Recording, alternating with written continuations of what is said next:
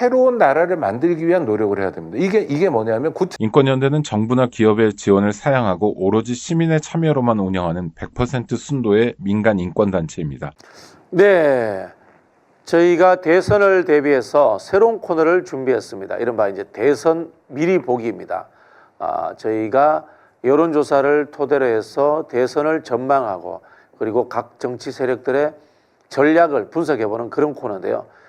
그래서 제가 모자를 하나 쓰고 나왔습니다. 일본 만화 영화의 주인공 좀 닮지 않았습니까?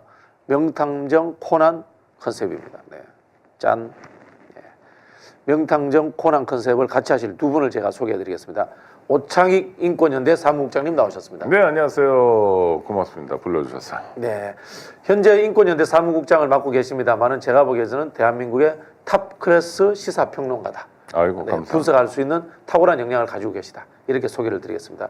그리고 이분은 저희가 적진에서 이제 영입한 분입니다. 네, 신용환 서원대 교수님 나오셨습니다. 네, 반갑습니다. 입춘대길입니다. 네, 윤석열 캠프에서 전체 정책 조정 실장을 하셨으니까 정책 총괄, 예, 총괄 실장을 하셨으니까 오히려 반대쪽의 입장에서도 그런 부분들을 다 분석할 수 있다. 네, 이렇게 해서 저희가 모셨습니다. 여론조사는 제가 그 대선 과정에서 원희룡 캠프 종합 상황실장을 하면서 수많은 여론조사 분석을 해봤고 아마 여론조사 전문가분들은 이제 전체적인 여론조사 이런 것들에 대해서 패턴과 이런 것들을 보지만 이제 저희는 정무적으로 어떻게 적용되는가, 그렇죠. 현실 적용성을 위주로 네. 이제 많이 봤죠. 네. 자, 설 연휴 지나면서 이제 여론조사들이 많이 나왔습니다. 다행인 것은 이 야권의 지지층들도 집결하는 듯한 이제 느낌을 보여주고 있습니다만은 이른바 이제 국민의힘의 보수 과표집으로 만들어졌던 지지율이 빠지질 않고 있어요. 네네. 이 상황들은 이미 추세가 됐다라고 그렇게 봐야 될 것 같아요. 추세가 됐습니다, 실제로. 네네. 제가 오늘 발표된 거 자료를 일부러 다운받아서 가지고 왔는데 이따 편안하게 말씀드리겠습니다. 네, 우리 그 국장님은 상황을 어떻게 보시고 계시나요? 실제로 지금 위기감을 누가 느끼느냐를 봐야 되는 거죠. 네네. 한쪽은 멀쩡하게 대통령을 오랜만에 만들었는데 5년 만에 만들었는데 중도 하차해야 되는 상황이고 단순 중도 하차가 아니라 내란 세력으로 낙인 찍힌 다음에 중도 하차하는 상황이잖아요. 그러니까 대충 반반 있다고 했을 때 반 틈은 상당한 위기감을 느낄 수밖에 없는 겁니다. 이 위기감 박근혜 탄핵 때랑 비슷해요. 우리가 앞으로 10년, 20년 동안 정말 큰일 났다. 어떻게 해야 되냐. 그러니까 그 불안감이 정치하는 사람만이 아니라 정치 고관여층에게도 전해지는 거고 그 사람들이 아주 적극적으로 역할을 하기 때문에 이를테면 과표집이나 이런 현상들이 나타나는 거고요. 이 긴장감이 이를테면 민주진보 쪽에도 조금 전해지는 것 같아요. 그래서 이쪽도 약간 결집하고 있는데 보수 쪽보다는 좀 덜 결집하고 있는 상황이라고 봅니다. 시점별로 한번 끊어서 보겠습니다. 그 탄핵 이전의 상황들 12.3 비상계엄 내란이 일어났습니다. 이때 보수, 진보, 중도 세 부류로 나눈다 했을 때 이 세 부류가 세 진영이 다 당황, 황당, 흥분 상태로 갔습니다. 그것은 각각의 속내 이유는 다릅니다. 예를 들어서 진보나 중도 입장에서는 어찌 이런 이런 이제 흥분 상태고요. 보수는 창피해서 흥분 상태로 갔습니다. 그러면서 이제 체포 구속이 지연되면서 굉장히 진보와 중도가 결집을 하게 됩니다.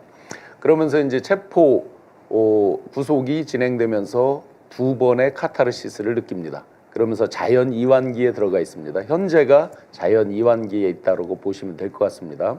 그런데 이제 보수층은 수치심의 황당함, 흥분 상태를 지나서 다시 좀 정신을 차리고 전열을 정비하고 어느 정도 속고대제를 하고 이런 단계로 가야 되는데 그 단계가 생략이 되면서 어게인 2017의 업그레이드 버전, 그러니까 그때의 나쁜 학습 효과가 지금 나쁘게 전이가 돼서 다시 몇몇 이제 여론조사를 중심으로 해서 치고 올라오는 모양새를 보였습니다. 그러다 보니까 합리적 보수들은 여전히 목소리가 잠잠합니다. 수치심에 여전히 있습니다. 그런데 이제 겉으로 보여지는 건 강성 보수들입니다. 네. 예, 강성 보수들이 앞에 이제 선명성으로 전면에 등장해서 지금까지 끌고 왔습니다. 그러다 보니까 이들의 결집이 강하게 일어났죠. 그런데 이제 이따가 보여드리겠지만 여론조사를 하나하나 뜯어보면 그게 얼마나 착시인지 또 그게 앞으로 미칠 정부적 영향은 어떠한지 우선 결론부터 말씀드리면 소위 진보나 중도 시청자 여러분들이 걱정할 게 1도 없다라는 부분을 말씀드리겠습니다. 네. 저도 같은 말씀 드리고 싶은데 네. 이를테면 최초로 탄핵 소추하던 12월 7일 토요일이었죠. 그때 여의도를 생각해 보세요. 그때는 정말 굉장히 많은 열기가 모였지 않습니까? 탄핵 소추에 실패했죠. 그 다음이 14일이었습니다. 더 많은 사람들이 모였습니다. 그러니까 그게 아마 중도나 진보층의 민심이 여의도로 집중되는 모습이었고요. 그렇게 몇 번 결집의 시기가 있습니다. 이를테면 윤석열 체포까지의 시기가 있고, 그러니까 탄핵 소추도 해놨겠다. 윤석열도 체포했고 또 구속 기소해놨겠다. 그러니까 조금 뭐랄까 일상으로 좀 돌아가는 기분 같은 게 있는 거죠. 마음이 편안해져서 네. 여론조사 제대로 안 받았다. 그렇죠. 반면에 보수층은 정말 큰일 났다 이거. 네. 이재명이 대통령 되겠구나라는 나름의 위기감이 반로된 거다. 그렇게 보입니다. 네. 여론조사 표를 하나 보겠습니다. 윤석열 대통령 탄핵 찬반 세계일보 한국갤럽이 조사했던 내용인데요. 1월 31일부터 2월 1일까지 해서 탄핵 찬성이 61%, 탄핵 반대가 36%입니다. 그거 한번 표 없나요? 그 다음 표 한번 접수죠. 요건 이제 중도층이고 그 다음 표. 예, 이겁니다. 자, 찬성이 61%, 반대가 36%입니다. 이게 이제 세계일보 한국갤럽 조사입니다. 그 다음 또 볼만한 게요. 뭐가 있냐면은 대선 결과 기대치입니다. 이것도 한국 결과입니다. 정권 유지를 위해서 여당 후보 당선이 돼야 된다 40%, 정권 교체를 위해서 야당 후보가 당선돼야 된다 52%. 자, 요 수치를 한번 보시고요. 그 다음에 정당 지지율 여론조사 종합표를 한번 띄워봐 주세요. 네, 이겁니다. 이제 코리아 리스트, 장국 리스트 쭉 있는데요. 제가 이 질문 드리고 싶어요. 자, 세 개 표를 이제 비교를 해보면요. 탄핵 찬성은 61%가 넘습니다. 그 다음에 정권 연장 이야기인데요. 52%로 뚝 떨어져 버려요. 그죠? 7%가 빠졌습니다. 9% 빠졌습니다. 그 다음에 정당 지지율로 와볼게요. 다시 정당 지지율로 가보면은, 이게 뭡니까? 41대 44, 35대 32, 2%, 3%밖에 차이가 나지 않습니다. 즉, 세 개의 표, 이 현재 정치 구도를 구성하고 있는 탄핵에 찬성해야 되느냐 말아야 되는가 라는 부분에서는 국민들의 압도적 지지를 보내주고 있습니다. 그러나 정권 교체를 해야 되는가 말아야 되는가라는 부분에 가면은 물론 정권 교체 수치가 높습니다만은 조금 떨어집니다. 근데 정당 지지도로 나오면은 2, 3%로 붙어버려요. 이 세 개의 프레임이 같이 연결돼야 되지 않느냐라고 네네. 우리가 생각을 하는데 왜 이게 연결되지 않고 계속해서 가면 축소될까요? 저는 이거는 뭐 굉장히 자연스러운 흐름이라고 보입니다. 첫 네네. 번째는 보수가 일정하게 과표집됐다는 걸 염두에 두고 들어주세요. 탄핵은 누가 봐도 기정사실이 된 겁니다, 이제. 보수의 입장에서도. 네네. 그러니까 윤석열이 집에 가는 것, 직무정지를 넘어서 탄핵 인용은 기정사실이니까 그게 여론조사로 나타나는 것 같고요. 또 정권 교체는 대세라고 판단하는 것 같습니다. 그러니까 12%포인트 정도, 오차범위를 훨씬 넘어서는 거죠. 정권 연장보다는 정권 교체를 원하는 여론이 많이 나타났고요. 정당 지지도에서 엇비슷하게 나온 건 그래도 왜냐하면 이게 뭐 농사 질 때도 씨앗 같은 게 있잖아요. 네네네. 그러니까 보수층에서 봤을 때는 국민의힘이 완전 괴멸 상태로 가면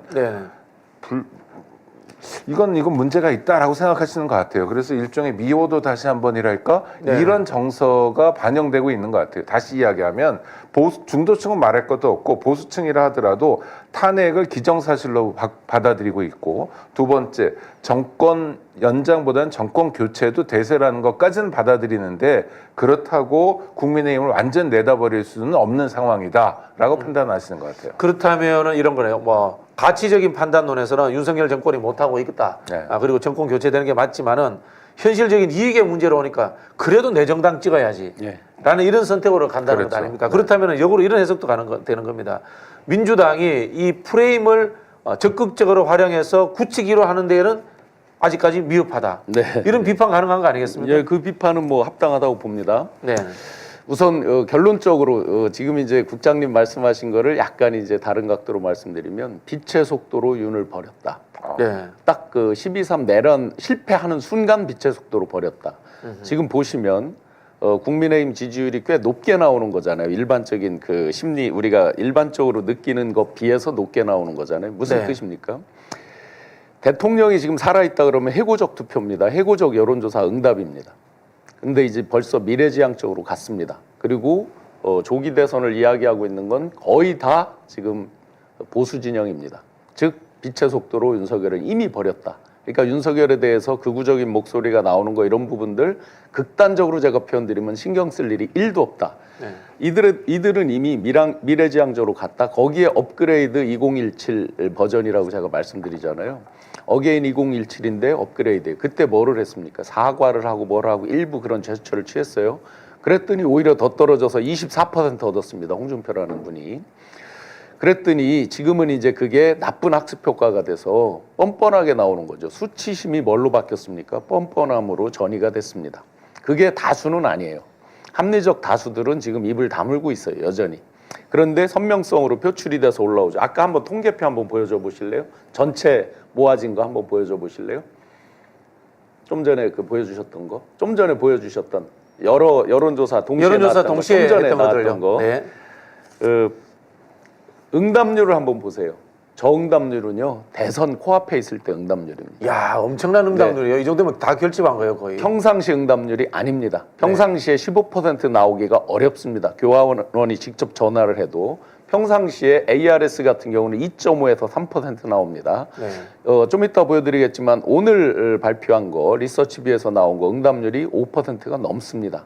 ARS가 5%가 넘었다고요? 예, 엄청나네요. 다 대선 직전의 응답률에 가깝습니다. 지금 18에서 건 20% 막 이렇게 찍혀 있죠. 여기 좀 전에 말씀 주신 이거 61대 36 이거 같은 경우도 지금 응답률이 14.8% 15%에 육박합니다. 제가 드린 자료 하나 보여줘 보세요. 저 응답의 상당수의 허점을 하나 보여드리겠습니다. 이게 오늘 발표된 리서치뷰 여론조사입니다. 기자들한테 일단 배포가 된 거고요. 중앙선관위는 아직 이거는 올라와 있지 않습니다. 그 보면 저 밑에 한번 보세요. 맨 밑으로 한번 내려가 보세요. 이게 1000샘플입니다. ARS입니다. 맨 밑으로 한번 가보세요. 보수, 진보, 중도 어떻습니까? 딱 1000샘플입니다. 정확하게. 120명, 350대 232죠. 351대. 120명이 표집이 더 되네요. 120명 과표집이죠. 자, 좀 전에 보셨던 그 6, 7개의 여론조사 전체 결과들이 거의 다 비슷합니다. 네네. 자, 그러면 미국 기준으로 보면 저 정도 차이가 벌어져 있으면 공개를 못할 겁니다. 거의 지금 이 시간에 제가 자연 이완기라고 말씀드렸잖아요. 우리가 텐션을 항상 유지할 수가 없습니다. 사람이 항상 내가 이 여론조사 받아야지 우리가 항상 흥분 상태로 어떤 긴장 상태로 집중 상태로 이렇게 있기 어렵습니다. 내란성 불면증으로 오랫동안 시달렸습니다. 많은 분들이 상당수의 국민들이 그러다가 이제 조금 발을 뻗고 잠을 주무시는 그런 단계에 와 있습니다. 그러는 사이에 긴장하고 응축되고 결집하는 세력들이 있는 거죠. 좀 전에 보셨듯이 120명, 많게는 엊그제 발표된 것들에 보면은 152명 뭐 이런 식의 이제 과표집들이 있습니다. 약 12에서 15% 잡아주고 시작을 합니다. 네네. 그런데 대선이나 총선으로 가면 어떻게 되냐면요. 통계학에서 아주 기본 그 원리들이 있습니다. 소위 모수가 커지면 노멀 디스트리뷰션, 합리적 네. 다수가 원하는 거에 수렴한다. 이건 아주 통계학의 기본입니다. 그래서 대선이나 총선에 갈 때 다수가 원하는 방향으로 귀결이 되죠. 그게 식당에서도 나타나는 거 아세요? 식당이요. 대량 음식을 많이 만들면은 다 당연히 맛있어진다 이런 이야기가 있습니다. 맞습니다. 네. 유통도 빨라지고. 그렇죠. 네네네. 네, 그래서 지금은 미래지향 투표 미래지향 여론조사 응답이 벌써 시작이 됐다. 특히 보수층이 그 수치스러움을 감추고 뻔뻔함으로 이제 나오고 있다. 이런 것들이 고스란히 과표집으로 반영되고 결과에도 수많은 착시가 나는데 자 어떤 언론이나 여론조사도 결과에 언론 제목을 보세요. 뭐 민주당 어떻게 해서 큰일 났다. 이재명 대표가 뭐를 흡수 못한다. 이런 식의 제목만 있지 지금 요 내용을 보여주지 않잖아요. 좀 전에 하나만 더 보여주세요. 좀 전에 거. 제가 드렸던 자료 하나만 더 보고 갈게요. 자, 여기 지금 자료 주신 것 중에 보면 KBS 한국리서치 자료에 보시면 지역별로 보시면 예를 들어 광주 전라가 92고 충청이 53입니다. 저 지역을 한번 보세요. 이게 리서치뷰는 제가 단연간 볼 때 상당히 그래도 공정성을 기하는 기관입니다. 그런데도 착각, 착시가 나타나는 걸 한번 보세요. 광주 전라, 충청 남북도 어떻습니까? 어디가 높습니까? 충청 남북도 54대 40이죠. 네네네. 충청이. 예. 광주 전라 어떻습니까? 50대 43이죠. 네, 말이 안 되죠. 이해되세요? 안 되죠. 네. 안 되죠. 여기는 네. 지금 90대 7이고 54대 40입니다. 네네. 자, 해석 불가죠. 그렇죠. 물론 이게 바로 국민의힘이 호남에서 43%의 지지를 얻는다. 이건 불가능한 이야기죠. 충청이 훨씬 높잖아요. 그럼 네, 하나만 네, 더 거기서 더 말씀드려 볼게요. 서울이 49대 41이죠. 네. 경기 인천이 51대 43이죠. 충청이 더 격차가 크죠. 네. 자, 평상시 어땠습니까? 거의 다 여론조사에서 어땠습니까? 바로 이게 지금 이 시점에 이건 조사 기관의 잘못이 아니에요. 네. 지금 이 시점에 나타나는 ARS의 함정을 여실히 보여주고 있는 겁니다. 지금 중앙 선관위에 들어가 보시면 요거에 Q&A 질문이 나와 있습니다. 제가 질문을 꼼꼼하게 봤습니다. 질문에 이상이 없습니다. 그런데 답변을 어떻게 하느냐? 예를 들어 제가 충청이 아닌데 충청이라고 할 수 있고 제가 전라남북도가 아닌데 전라남북도라고 답할 수 있습니다. ARS이기 때문에 전 국민이 훈련돼 있다라고 보시면 됩니다. 지금은 국민들께 특히 어르신들께 설명의 여지가 없습니다. 이미 단톡 이런 데도 많이 나와 있고요. 수많은 응답을 통해서 훈련이 돼 있습니다. 2030 응답률을 보세요. 가중, 셀 가중을 한 게 없어요. 네. 그 정도로 2030이 많이 응답을 했을까요? 저 응답을 한번 보세요. 숫자를. 가중한 게 없잖아요. 사실상. 네네네. 사실상 거의 없어요. 평상시는 절반 못 채우는 게 많아요. 실제로. 절반이 뭡니까? 옛날에 저희들 할 때 거의 대부분이 6분의 1 정도 나오고 이렇게 그렇죠. 했습니다. 네네. 지금 별로 그게 없잖아요. 보시면. 네네네. 이런 여러 가지 측면이 지금 이 시점에 ARS의 특징이다. 제가 억지로 진보나 중도에 계신 분들을 안심시키려 드는 게 아닙니다. 객관적인 데이터에 깊이 있게 내용을 들여다보면 왜 우리가 착시가 나고 의사 판단이 흐려지는지, 그러면 과연 지금 민주당이라든지 또는 저희같이 이제 전문적으로 분석하는 사람들이 볼 때 이거에 흔들려서 전략 전술을 수정하느냐? 아니죠. 지금 예를 들어 이런 비판이 있잖아요. 이재명 대표가 자꾸 왜 우클릭을 하느냐라고 네. 얘기를 하잖아요. 지금이 그럴 시점이냐? 이렇게 말씀하시는 분들이 있잖아요. 요거를 분석을 해서 저희가 정무적으로 적용할 때 지금은 우클릭할 시점이다. 이렇게 결론이 나오는 거죠. 네. 지금은 상관이 거꾸로 없다. 아닙니까? 그러니까 저거는 여론이 있는 그대로 반영된 상황이 아니기 때문에 실제로 지금 예를 들어서 우클릭을 하라라는 여론이 있는 상황이라면 국민 다수가 그걸 바란다면 민주당이나 이재명 나중에 후보가 됐을 때 이제 우클릭을 하더라도 지금은 과표집돼서 과하게 보이고 있는 상황이기 때문에 지금 실제 여론을 반영하지 않는 이 조사들을 가지고 반도체법 같은 게 벌써 기사가 많이 나오잖아요. 주 52시간제를 반도체에서 어떻게 할 거냐. 이게 이재명 대표를 보는 하나의 중요한 잣대가 될 거고, 또 오늘 경향신문의 그 조국 전 대표, 조국 혁신당의 경향신문하고 편지 인터뷰를 했더라고요. 거기서도 이제 그런 메시지예요. 그러니까 너무 오른쪽으로 가지 마라. 네. 그러면 우리가 손잡기가 어렵다. 뭐 이런 거야. 다수가 모여가지고 새로운 나라를 만들어 보자. 하여튼 뭐 이런 측면에서도 좀 고민해 볼 여지가 있지 않나. 네, 이런 맞습니다. 말씀도. 그 말씀 네. 맞는데요. 선거 실무적으로만 한번 말씀드려 보겠습니다. 지금 예를 들어서 민주당이든 이재명 대표님이든 이 분들이 초점은 대선에 맞춰져 있는 거예요. 누구든지 네네, 말은 그렇죠. 표현은 안 네네. 하지만. 그런데 우클릭을 한다. 예를 들어서 우클릭을 한다는 뜻이 정확히 우측에 있는 사람 그 구를 잡는다 이건 아니잖아요. 중도 합리적인 사람들을 그렇죠. 잡는다. 사완별로 스윙하는 분들이 많거든요. 그런데 이분들은 소위 어떤 정책을 펴서 이게 스며드는 투영되는 기간이 필요합니다. 예를 들어 양극단에 있는 분들은 아 하면 하고 바로바로 나옵니다. 자기 진영에 대한 것들은. 그런데 이 중도에 있는 분들은 어떤 것을 우리가 제시를 하고 투영했을 때 이게 스며들고 자기가 합리적으로 이해가 돼야 그때 받아들이거든요. 기본 시간이 필요합니다. 그래서 선거 뒤쪽으로 가면 그때는 중도 뭐 외연 확장 이런 얘기를 할 필요가 없습니다. 뒤로 가면 오히려 정확한 내 지지자를 잡고 가는 게 훨씬 낫습니다. 예를 들어 한 달을 앞뒀다 이럴 때는. 지금이 그럴 수 있는, 예를 들어 조기 대선을 염두에 둔다면 지금 시간이 그런 것들을 할 수 있는 시기인 거죠. 네.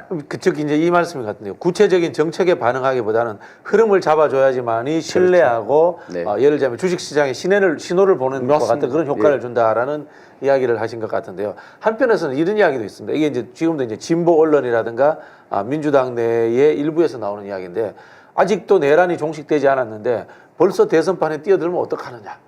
라는 이렇게 비판하는 분들이 있습니다.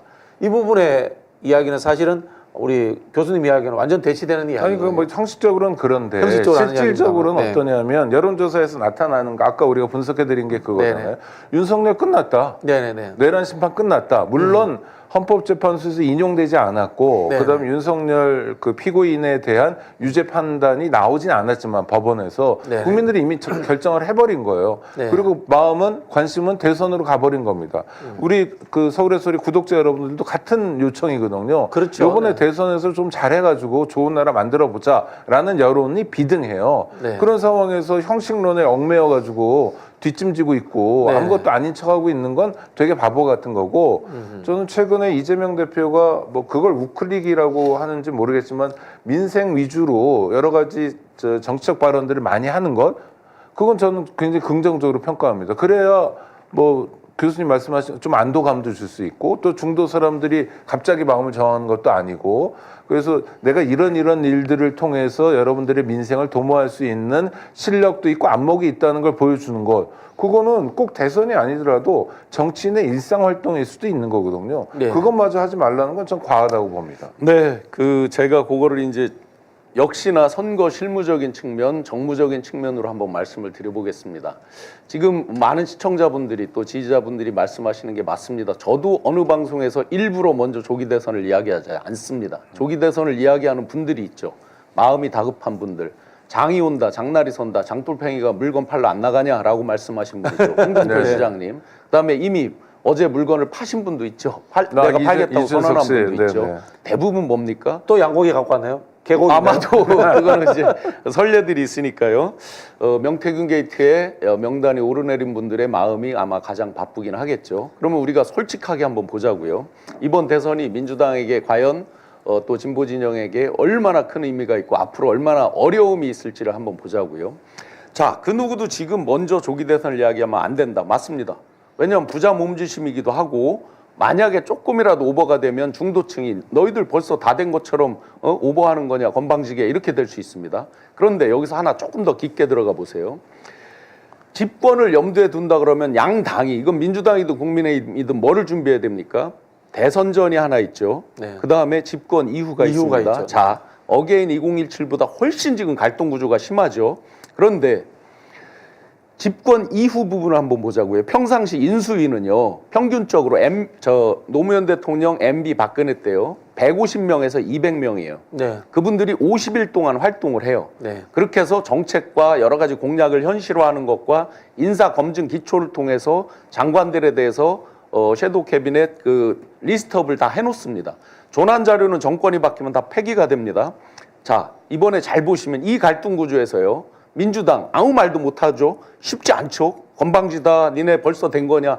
그렇지만 이 준비 150명에서 200명에 달하는 전문가들이 50일 동안 활동할 게 없습니다. 지금 이게. 없이 당선되면 바로 그냥 취임식하고 해야 됩니다. 자, 이 극심한 갈등 구조 속에서 그렇게 해서 집권했을 때 사사건건 장관이고 뭐 임명하고 인사청문회 이런 것들 쉽습니까?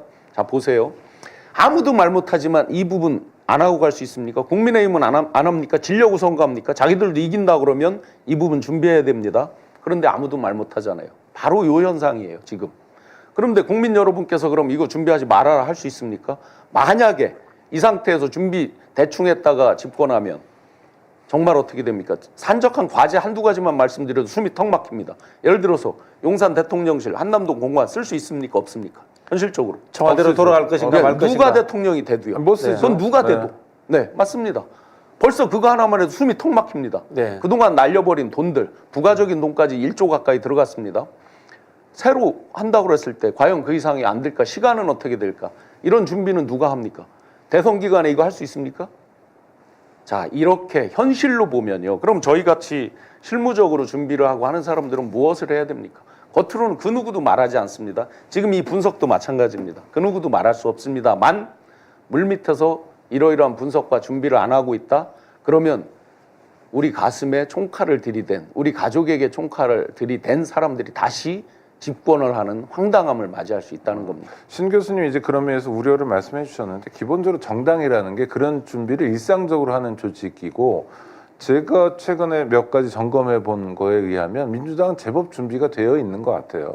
그래서 아주 구체적으로 그럼 뭐 총리 누가 하냐, 뭐 무슨 장관 누가 하냐까지 얘기할 상황은 아니어도 그래도 기본적인 준비는 돼 있고요. 또 반복적으로 집권을 했지 않습니까? 집권을 했기 때문에 경험은 축적돼 네, 있죠. 수권 능력을 기본적으로 갖고 있어서 아주 걱정할 상황은 아니다. 물론 아까 그 대통령 집무실이나 관저 문제는 전임 정권이 쌓아놓은 뭐 폐기물 같은 거거든요. 그러니까 그걸 치우는 문제는 이전에 없었던 새로운 숙제이기 때문에 좀 골치 아프긴 하지만 이것도 사실 답은 정해진 거 아닙니까? 아까 교수님 말씀하신 것처럼 한남동 관저 못 써요 이제. 아니 그 관저를 그렇게 많잖아요. 공개하고 그렇죠. 뭐 여기 침투하려면 어떻게 해라, 뒷산 넘어와라, 이거 다 알려주고. 네. 이거는 이게 애들 장난처럼 돼버렸기 때문에 이제 그건 끝난 거고. 그러니까 답은 다 있는 거죠. 그 답을 치밀하게 또 정교하게 답을 찾아 나가면 될 거라고 봅니다. 일단 뭐 수권을 여러 번 했던 정당이기 때문에 일상적 준비라든가 그 이제 경험들은 축적됐습니다. 다만 우려되는 측면이 이런 거예요. 인수위가 없기 때문에 네. 현 정권의 협조라든가 또는 이 최근 4, 5년 사이에 이 축적된 경험들이 바로 이전돼 오지 않습니다. 네. 이런 측면에서는 민주당이 해야 될 것은 아이디어를 수집하는 것이 아니라요. 경험 있는 사람들을 축적해야 됩니다. 조금 마음에 안 들더라도 문재인 정부에 또 일했던 사람들 다 데리고 와야 돼요, 당장. 그 사람들이 가장 최근의 경험을 전수해 줄 수 있는 사람들이거든. 그 문재인 정부의 정책 방향이 잘못됐다. 부동산 잘못됐다. 또 뭐 이 남녀 정책 잘못됐다. 이런 것들 뭐 잘못된 것들도 다 갖고 와서 평가하고 가지고 있어야 됩니다. 그런 부분에서 저는 살짝 좀 우려되는 측면이 있어요. 네. 이게 우리 정당 내의 세력 교체에 의해 가지고 경험의 교체까지 이루어진다면은 우리가 맨바닥에서부터 다시 시작해야 돼요. 여기서 한 가지만 이제 이거는 김칫국 같을까봐 사실은 굉장히 저어되는 말씀이지만 윤석열의 실패에서 저희가 반면교사 굉장히 많이 삼아야 됩니다. 윤이 소위 말해서 이제 정통성 측면에서 본인이 부족하다고 생각하고 또 박근혜 탄핵을 본인 손으로 시켰던 것들에 대한 어떤 그 뭐 트라우마라 그러면 트라우마 또는 거기에서의 어떤 그 저항감 이런 것들 때문에 95% 정도의 인사를 MB 정부 사람을 돌려쓰고 회전문 인사를 했습니다. 네네. 자, 그러면 상당수가 저성과자라고 평가받는 분들이 있었습니다. 말을 안 해도 국민들이 머릿속에 떠오르는 몇몇 분들이 있을 겁니다. 당장 이미지적으로 떠오르는 분들이. 그런 걸 통해서 그 누구도 말을 못하고 질질질 끌려가다 비상계엄 날 때까지도 아무도 반대도 못하고 왔습니다. 이런 부분들, 이런 것들이 150여 명이 2달 동안이나 50일 동안이나 준비해서 인수위 과정을 거치고도 이런 현상이 나타났습니다.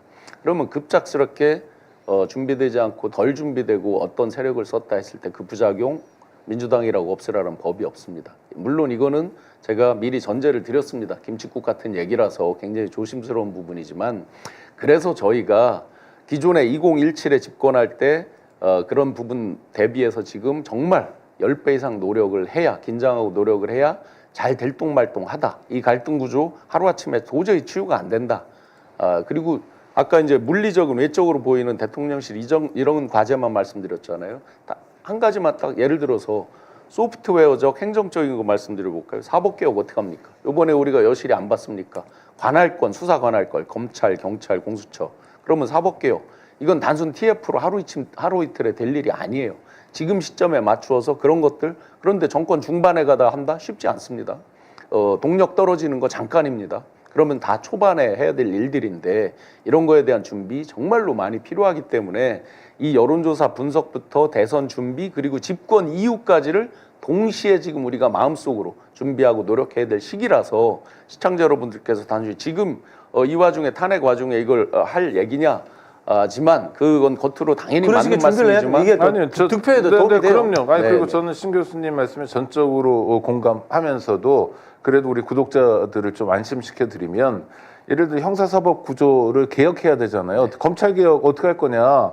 뭐 예전 정권처럼 소문만 요란하고 아무것도 안 하면 되치기 당하고 그걸 봤잖아요 우리가. 그러니까 해야 되는데 천만다행으로 민주당에서 지금까지 그야말로 수십 번의 공개 토론을 했고요. 법안도 굉장히 많이 정교하게 다듬어져 있습니다. 그래서 이건 정권 바뀌면 바로 글쎄 방식은 여러 가지가 있겠죠. 이를테면 공론의 장을 2달이라도 가진 다음에 그 결과를 가지고 할 수도 있겠지만 그게 없더라도 할 수 있는 스탠바이가 돼 있습니다 지금. 그러니까 이게 일종의 수권 능력인데 수권 능력을 갖추고 있다는 게 천만다행이고 특히 다른 점은 뭐냐면 리더십이 다릅니다. 그러니까 윤석열과 이재명을 비교해 보시면 알아요. 아니, 이재명과 윤석열을 비교하면 안 되고 제가 봤을 때는 아니 문재인과 비교해야 되는 시점 아닌가 이런 생각이 드는데. 네. 자, 댓글 안에 읽어드릴게요. 파란하는 님이 문재인 때 쓰던 사람을 다 데리고 오는 것은 아니지 않나요? 라는 이야기 하셨는데요. 사람을 데리고 오자는 건 아니고요. 경험의 축적을 버리지 말다라는 뜻이고 저는 이런 이야기를 하고 있어요. 세수를 세 부대에 담으면은 그 맛이 어떨 때 장담할 수 없다고 봅니다. 그렇죠. 네. 절대 세수는 세 부대에 담으면 안 된다라고 생각하고요. 문재인 정부의 어려움과 실패의 원인 중에 하나가 노무현 정부 때 사람을 안 써. 저 깜짝 놀랐습니다. 그리고 자꾸 새로운 것을 추구하는 거예요. 제가 늘 말씀드리지만 월드컵은 최고의 선수가 나가서 성적을 내는 곳이지 신인을 실험하는 곳이 아니에요. 역대의 가장 잘한 사람들을 데리고 와서 써야 되지 않느냐라는 생각이 들고요. 이게 사실은 득표 전략에도 도움이 된다는 거죠. 아니 그리고 문재인 정부 때 그 강료들 인선을 보면 정말 아쉬운 대목 중에 하나가 이를테면 문재인 대통령이 의원 시절에 상임위원회 활동을 같이 했던 분들 그러니까요. 이런 분들이 대거 입각했거든요. 무슨 장관들이 다 그래요. 그러면 정말 인재가 그 상임위원회 활동을 같이 했던 국회의원들만 인재일 거냐?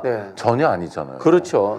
인재는 널리 구해서 써야 되거든요. 정말 국힘의원이라도 아니면 어떤 사람이라도 그 문제를 해결할 적임자라면 상고초려로 가서 모시고 와야 되잖아요. 그리고 관료들 중에서 정말 아까 저성과자 말씀하셨는데 그게 아니라 성과를 낼 수 있는 사람, 국민을 편히 돌볼 수 있는 사람이 있다면 그 누구라도 모셔다가 배치해야죠. 이런 실용적인 태도를 좀 보여줘야 될 것 같아요. 예를 들어 볼게요. 문재인 정부가 집권을 했잖아요. 경선을 이재명, 안희정하고 했습니다. 근데 안희정 캠프에는 구친노들이 대다수가 들어가 있었습니다. 그랬겠죠. 노무현 정부에 활약했던 사람들이고 그다음에 문재인 대통령과 비슷한 급수로 활약했던 중진들 원로들이 많이 들어갔어요. 한 명도 못 들어갔어요. 이재명 캠프에는 좀 새롭고 신선한 아이디어를 내는 사람이 많이 있었습니다. 한 명도 못 들어갔습니다. 결국 뭐냐? 문재인 대통령 캠프에 있었던 사람들 주축으로 다 들어갔다는 거예요. 그리고 여기서 또 하나 제가 꼭 지적하고 싶은데 이건 답이 없어요. 한 번 실패한 사람이 계속 실패하느냐 아니면 한 번 실패해 본 사람은 그것을 거울 삼아서 다음에 성공시킬 수 있느냐. 실명 거명할게요. 김수현 정책실장. 노무현 정부 때 부동산 정책 실패 책임이 있는 사람입니다. 그 사람을 다시 썼습니다. 근데 그 사람이 또 실패했잖아요. 그러면 이거는 개인적인 성향의 문제인가? 아니면은 실패한 사람은 계속 실패하는가라는 실력의 문제죠. 개인의 실력의 문제인가요? 아니 실력의 문제죠. 그러니까 안목의 문제인 거고. 그다음에 정책을 굉장히 농익지 않은 정책을 설익은 정책을 펼치고 그다음에 굉장히 오만하거나 교만한 태도로 정책에 접근하면 그런 실패를 가져오는 거죠. 실제로 정권 재창출을 못한 여러 가지 이유가 있지만 가장 큰 게 부동산 정책의 실패라고 다들 이야기하잖아요. 0.7% 차이로 원통하게 진 건 그거였다. 그럼 그것에 대해서 가장 반성해야 될 사람은 김수현 씨죠. 그때 경제부총리는 누굽니까? 원주 사람이죠. 김동연 아니 그다음에 더 중요한 건 호응 기자. 호응기. 그 양반 정말 아무것도 안 하고 이게 정말 민주정부의 기획부 장관인가 기재부 장관인가 싶을 만큼 약간의 자기 이미지 관리나 하고 도드라진 건 그 사람 고향밖에 생각이 안 나요. 고향에 대해서 좀 챙겼던 것 같고. 지금 이제 중요한 말씀하셨는데요. 아마 집권을 한다고 보면 처음에 이제 개혁 과제가 있고 통합 과제가 있을 거예요. 크게 보면. 각 분야별로 이제 개혁 과제들이 있을 텐데 과연 이 개혁 과제를 기존에 어떤 확실하게 어떤 개혁성이나 추진력 그리고 업무 장악력 특히 이제 부처 장악력 이런 것들이 검증되지 않은 분들이 개혁 과제를 수행할 수 있느냐 특히나 이렇게 완벽한 갈등 구조 속에서 시작하는 정권에서 이 개혁 과제를 추진할 때는 얼마나 많은 저항감이 있겠습니까? 이유가 없어요. 보나마나 안 봐도 비디오인 것이요. 100이면 100 발목 잡기입니다. 뭘 합리적으로 해석을 해서 발목 잡는 게 아니에요. 100이면 100입니다. 그냥 이유가 없어요. 그냥 이재명 대표가 하는 거, 이재명 새로 뭐 대통령이 된 사람이 하는 거 무조건 반대입니다. 그럼요. 그렇게 보면 이 개혁 과제를 추진할 사람들, 기존에 검증되지 않았는데 과연 이런 것들을 추진할 수 있다. 저 믿지 않습니다.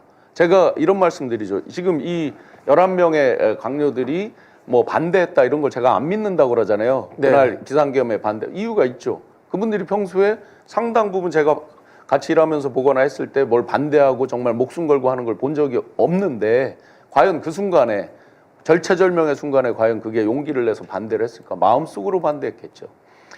이런 개혁 과제를 추진하면서 통합 과제는 이 사이클이 다 있잖아요. 개혁과 통합이 동시에 되기도 하지만 우선 이 힘이 있을 때 개혁 과제를 추진하고 이제 통합의 숙제로 나아가야 될 텐데 이 개혁 과제만큼은 정말 그런 단호한 추진력이 없는 사람들이 하기에 거의 불가능하다고 봅니다. 전적으로 동감합니다. 그래야 되고요. 그래도 그러니까 지금 국민의힘이 헌법재판소와 관련해가지고 여러 가지 말을 섞고 있잖아요. 네네. 양건 씨도 뭐 그러고 뭐 무슨 모친상에 조문을 갔다.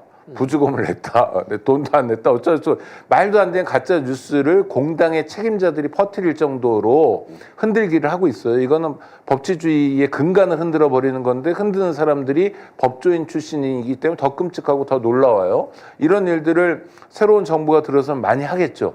그래도 천만다행인 건 국회 지형이 정말 이 사람들 마음대로 할 수 있을 만큼의 국회 지형이 아니라는 거죠. 그러니까 이 사람들이 하는 건 당대표랑 최고위원들 모여가지고 카메라가 아침에 잠깐 비춰주잖아요. 그때 이제 몇 마디 하는 거고 국정 운영에 대해서 결정적으로 해방을 놓지는 못하니까 아주 좋은 개혁에 정말 좋은 굿타임을 우리가 맞게 된다는 거죠. 지금 말씀하신 거에 이제 아주 중요한 부분이 하나 있습니다. 이분들이 지금 헌재를 흔들고 뭐 사법부를 흔들고 막 하는 거에 있어서 결론은 무대뽀죠. 네, 무대뽀. 논리가 아니잖아요. 네. 합리적 이성이 아니잖아요. 자, 이 무대뽀에 예를 들어 극우 일부만 그거를 했으면 뭐 극우 일부만 가담하고 예를 들어 당은 합리적인 사람들이 장악을 했다. 국민의힘이 이렇다 그러면 뭐 조금 걱정이 덜하겠죠. 그런데 다 동조를 하고 있단 말이에요.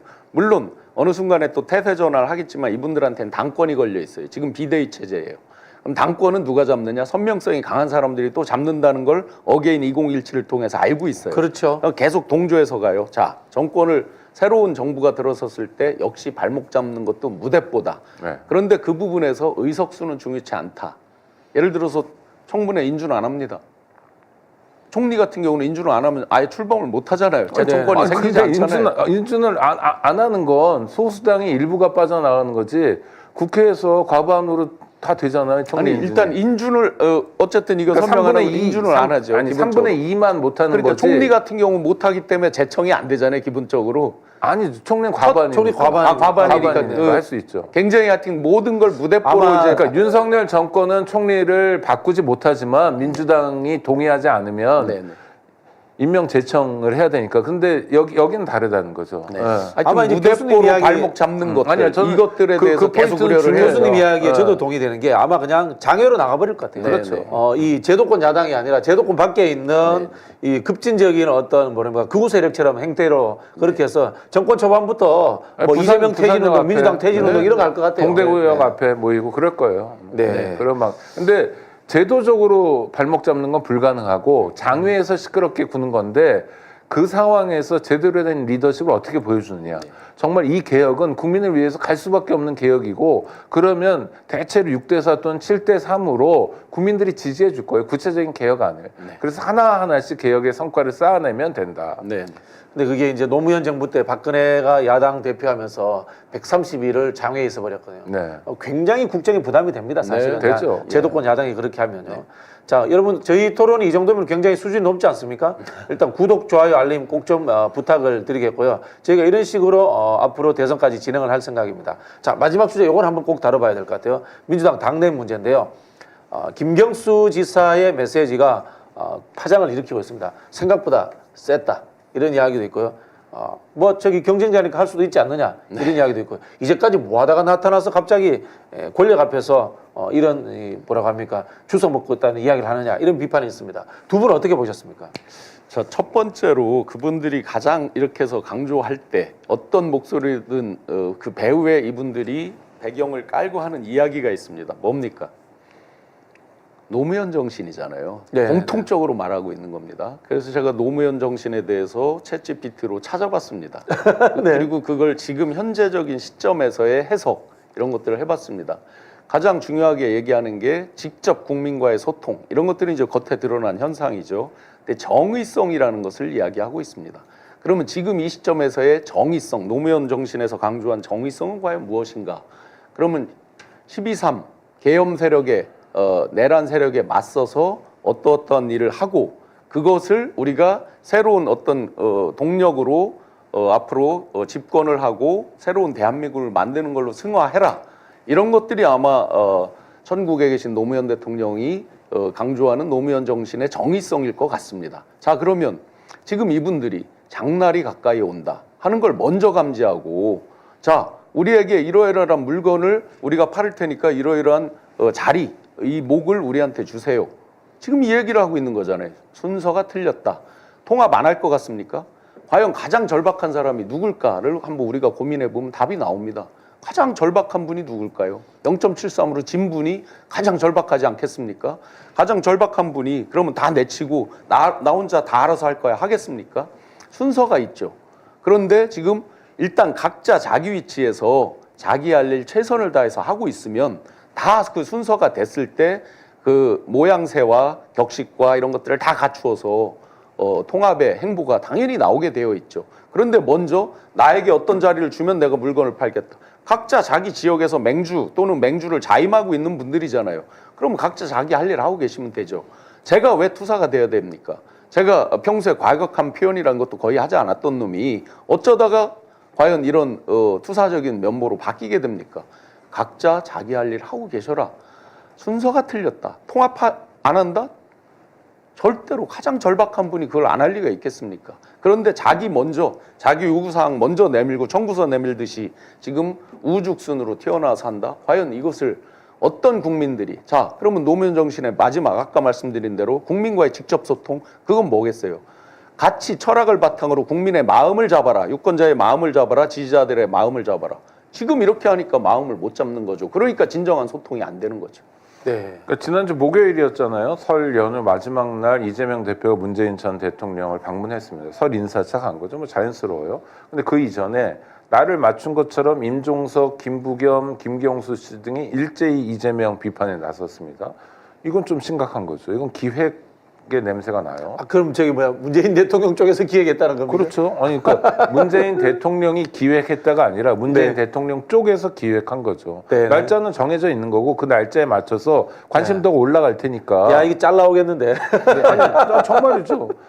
근데 결국은 뭐 들어보면 이런 거예요. 문재인 대통령이 직접 그런 얘기를 합니다. 대구 경북 김부겸, 네. 부울경 김경수 그분들이 정말 대구 경북과 부울경에서 어느 정도 영향력이 있는지 모르겠어요. 네네. 그 지역 출신이란 건 객관적 사실이지만 정말 대선 때 또는 그 동안이라도 뭐 본인이 도지사도 한 번 했지만 뭐 나중에 이제 구속되고 그래가지고 또 곤욕도 치르지 않았습니까? 하여튼 지금 상황은 뭔가 자리를 얻겠다는 것 같은데 저는 전직 대통령이 현직 그 당대표에게 무슨 이 사람들 좀 챙겨봐라 라고 한다고 그런 소위 어떤 자리라는 걸 장담하거나 보장해 줄 수 있냐라는 의문이 있어요. 뭐 시대가 변했죠. 완전히 바뀌었죠. 네. 정파 간의 이 조절로서 자리를 줄 수 있는 시대가 아니죠. 네. 아니 그다음에 예전에는 정치할 때 누구누구 개 있었잖아요. 네. 뭐 잘 아시겠지만 정세균 개. 그 뭡니까? 정세균 의장 따라다니면 그래도 자리라도 하나 얻고 이런 게 있었지만 이게 지난번 총선이나 민주당이 정말 뭡니까? 주권 정당이라고 해야 되나요? 뭐 이러면서 굉장히 많이 바뀐 거잖아요. 그 불가능한 상황이 돼버린 거잖아요. 누구 뒤에 줄 섰다고 해서 경선에서 이길 수 있는 게 아니고 특히 광주처럼 민주당 정신이 살아있는 곳은 8명 국회의원 중에 7명이 재선을 못하고 네. 뭐 이런 정도로 물갈이가 과격하다 싶을 정도로 진행되고 있잖아요. 그러니까 이재명 씨가 누굴 봐주더라도 봐줄 수 있는 상황이 아니에요. 그 저를 안 봐주시더라고. 네. 능력이 안 되는 거예요. 그러니까 만약 대통령이 되면 뭐 대통령실에 참모로 임명하는 건 대통령이 자율적으로 하지만 그 다음엔 정말 낙관불허인 겁니다. 그 다음에 우리가 지금까지 얘기했던 게 그거잖아요. 아니 부처 장관을 정하는데 안배를 합니까? 그럴 수는 없는 거거든요. 정말 능력 중에 능력으로 뽑아야죠. 검증된 능력자를 뽑아야 돼요. 그래야 이전의 실패를 넘어설 수 있잖아요. 그리고 신 교수님 말씀하신 것처럼 문재인 전 대통령이나 친문 그룹이 있다면 이분들이 지금 해야 될 게 뭡니까? 진짜로 해야 될 게 뭐냐면 내란 사태를 종식시키고 그다음에 내란 세력들 제대로 처벌해야 되잖아요. 전광훈이 어떻게 할 거야 뭐 이런 거부터 쭉 있잖아요. 그 숙제를 푸는데 역할을 해야 되고 그런 역할이 보이지 않아요 지금. 네. 그래서 심각한 문제고 또 하나는 새로운 나라를 만들기 위한 노력을 해야 됩니다. 이게 뭐냐면 구체적으로 새로운 나라, 그러니까 정권이 바뀐 다음에 나라는 어떤 나라여야 된다라는 상들을 좀 얘기해야 돼요. 이를테면 여성들 입장에서 이번에 많이 데모했잖아요.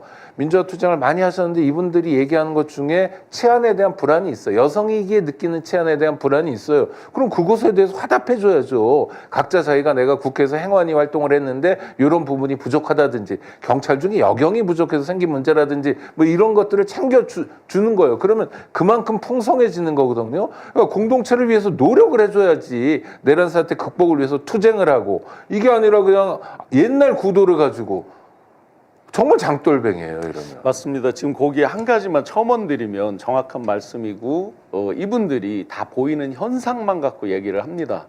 어떤 뭐 사과를 해라 뭐 해라 했을 때 자기들 예를 들어서 뭐 수치스럽게 밀어낸 것들 뭐 이런 것들에 대한 눈에 보였던 현상 결과물 가지고 얘기를 합니다. 그런데 만약에 지금 이런 요구를 하는 시점이 왔다 치고 이런 요청을 하려면 요구를 하려면 어떻습니까? 새로운 가치 철학 베이스에서 대부분이 지금 87 체제 속에서 오랫동안 30년 이상 권력을 누려왔던 분들입니다. 그 권력이라면 이른바 586 세력이죠. 그렇죠. 네. 야당 때도 권력을 누려왔어요. 훨씬 더 큰 권력을 네. 누려왔습니다. 이미 기득권화 돼 있습니다. 오랫동안 기득권에서 아랫목에 많이 있었습니다. 그러면 지금 12.3 내란이라는 것들을 겪어보고 우리가 키세스 수많은 국민들이 정말 비바람 풍찬 노숙하면서 새로운 시대를 열어가고자 하는 열망 그렇다면 이쯤에서 만약에 어떤 그런 요청을 한다 그러면 우리가 새로운 대한민국에서 이러이러한 가치를 갖고 우리의 생각은 이러한데 이렇게 같이 합시다 라는 제안들을 했어야지 다 과거 586 세대 한복판에서 누렸던 기득권 베이스의 그 현상들을 놓고 요구하는 것들 이게 무슨 의미가 있습니까? 그러니까. 앞으로의 개혁 과제를 수행한다든지 미래 대한민국을 끌고 가는데 어떤 의미가 있습니까? 오히려 이분들이 그런 쪽에서 미래지향적으로 한다는 게 기껏해서 이제 와서 개헌에 대한 연대 이런 얘기들이 그런 현상들이 눈에 보여지고 있어요. 이거 다분히 정무적인 거죠. 저희는 지금 정무적인 걸 말하고 있지 않습니다. 이런 대통합에 있어서는 가치, 철학적인 베이스, 새로운 어떤 민주화 시대, 새로운 진보, 미래에 대한 가치 이런 것들을 얘기한 사람 한 사람도 아직 보지 못했습니다.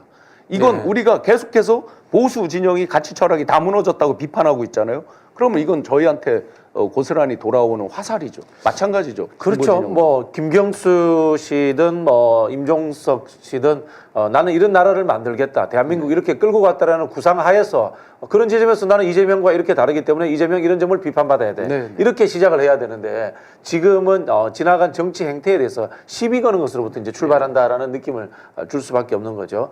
자, 우리 그 오창희 그 평론가께서 이야기하신 문재인 대통령의 측의 기획설 이거는 이제 개인적 사견입니다만 네, 자 여기 또 의견. 하나 있습니다. 요거 여쭤보고 싶어요.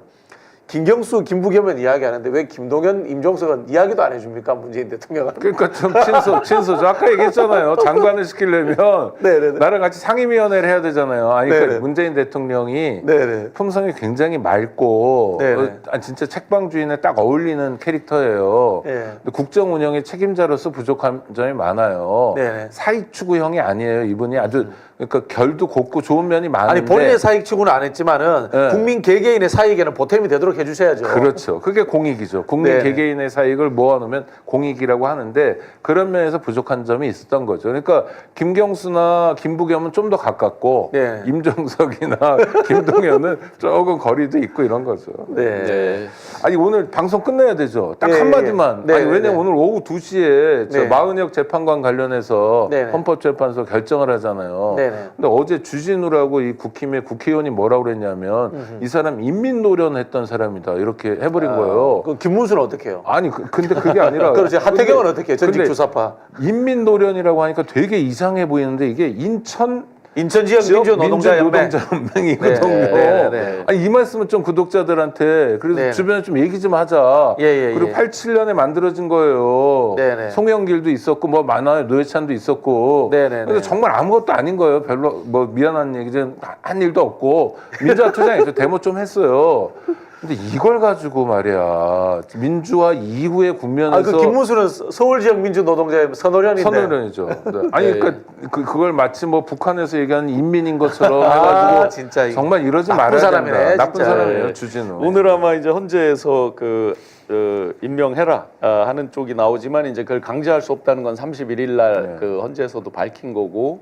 그런데 이제 엊그제 최상목 권한대행이 거부권을 또 행사했잖아요. 그리고 이걸 다시 임명할 자기 스스로 이분도 서울법대 나온 분이에요. 논리적으로 본인도 꽤 논리적으로 지금 일관성을 유지는 하고 있는 거예요. 본인 입장의 일관성, 내란의 어떤 공범 의식 이런 것들에 의해서 지금 이 소위 어떤 턴을 할 때 턴을 할 수 있는 논리가 없는 거예요. 본인 스스로는 지금 그러다 보니까. 한 자락 남은 어떤 그 힘의 의지에 있어서 국민의힘을 계속 의지해서 가는 수밖에 없어서 바로 임명 안 한다. 예를 들어 이렇게 했으면 저희로서는 가장 좋겠죠. 이분이 현실론으로 헌재에서 결정했으니까 내가 더 이상 어떻게 할 명분이 없다 하고 하면 좋은데 그 지금까지 보여온 게 내란 특권 거부권 이런 걸 볼 때 어떤 공범의식 이런 것 때문에 시간을 끌 텐데 어차피 이제 지위 확인의 소송이라든지 여러 것들이 이제 병행이 돼서 가고 시간 끌기밖에 안 될 거거든요.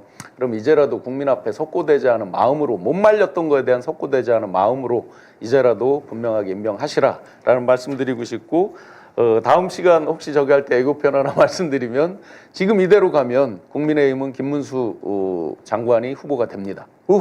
됩니다. 예고편으로 그거는 국민의힘의 룰의 답이 있습니다. 제가 네. 공개드렸던 그 문서인데 네. 이 룰의 답이 있고 시간의 다음 답이 시간에 있습니다. 그걸 특집으로 저희들이 또 다뤄보겠습니다. 네. 감사합니다, 여러분. 자, 여러분들 어떻게 보셨어요? 명탐정 코난입니다. 네, 여러분들 주위에 많이 좀 편할 해주시고요. 또 동료 친구분들과 같이 봤으면 좋겠다라는 생각이 듭니다. 문재인 대통령 이야기를 하셔가지고 문재인 대통령께서 한 번쯤은 광화문 광장에 나오셔서 촛불 시민들과 만나주시면 감사하겠다는 말씀으로서 끝을 맺도록 하겠습니다. 그게 국가의 어른으로서의 역할이 아닌가라는 생각이 듭니다.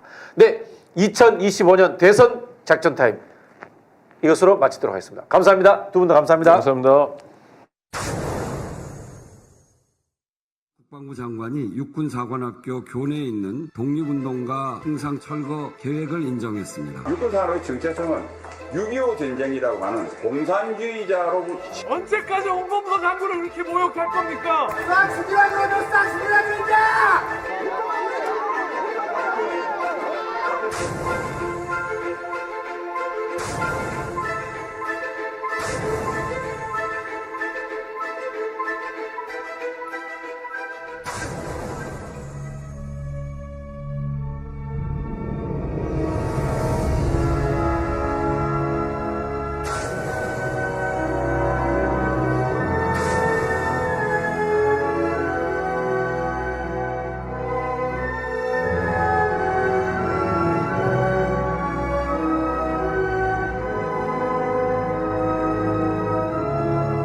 독립전쟁의 영웅, 대한독립군 총사령관 홍범도 장군이 오늘 마침내 고국 산천에 몸을 누이십니다. 홍범도 장군님, 잘 돌아오셨습니다. 부디 편히 쉬십시오.